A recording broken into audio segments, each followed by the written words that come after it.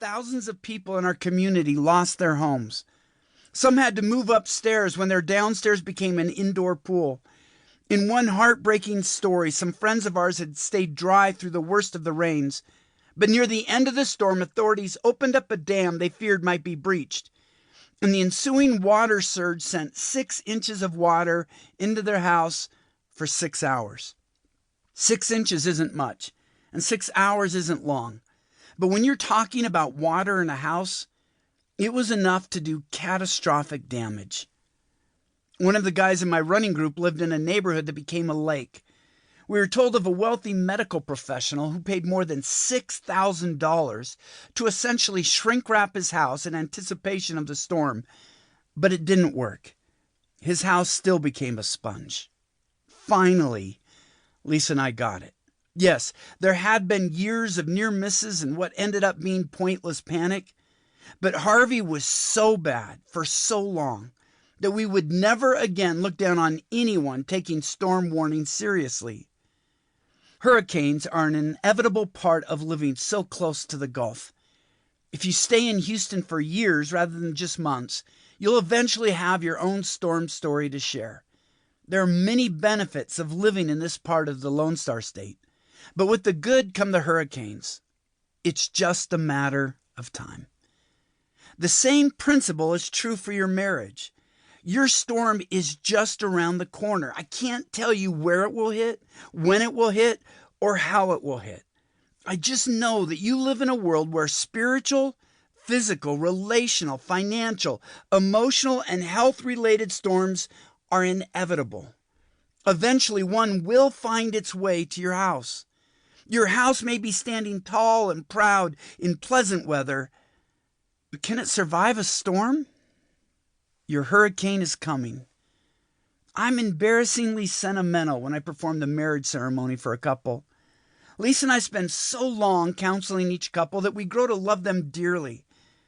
And I'm seriously awed by the weighty commitment these young people and occasionally middle-aged people are making.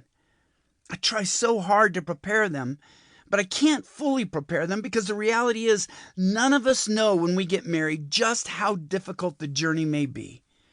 Not just because of the fact of our sin, which is the focus of sacred marriage, not just because relationships tend to drift, which is the focus of a lifelong love, and not just because familiarity tends to breed contempt, which is the focus of cherish, but because we live in a broken and sometimes even hostile world that assaults all relationships.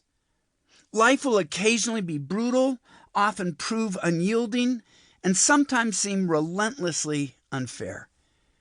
In this book, we'll look at a couple whose lives have been upended by multiple sclerosis, another couple who lost their only child, a couple who, because of the husband's vocation, have spent years apart, a wife who had an affair, a couple who earned and lost millions of dollars, and a couple whose home was overturned by an international pandemic no one saw coming.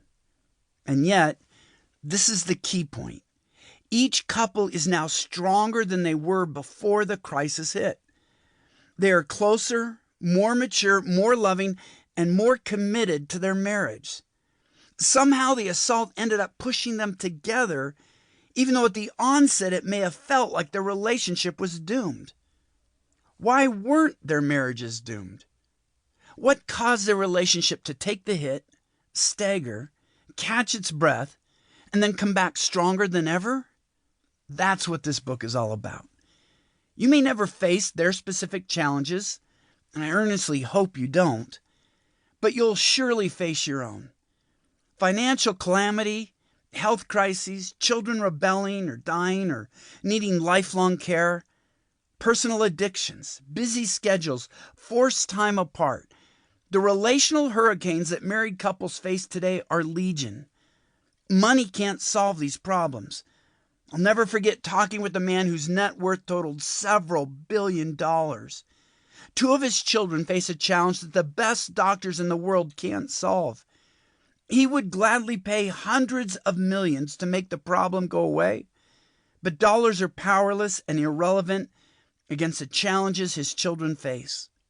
Neither does faith always remove the challenges.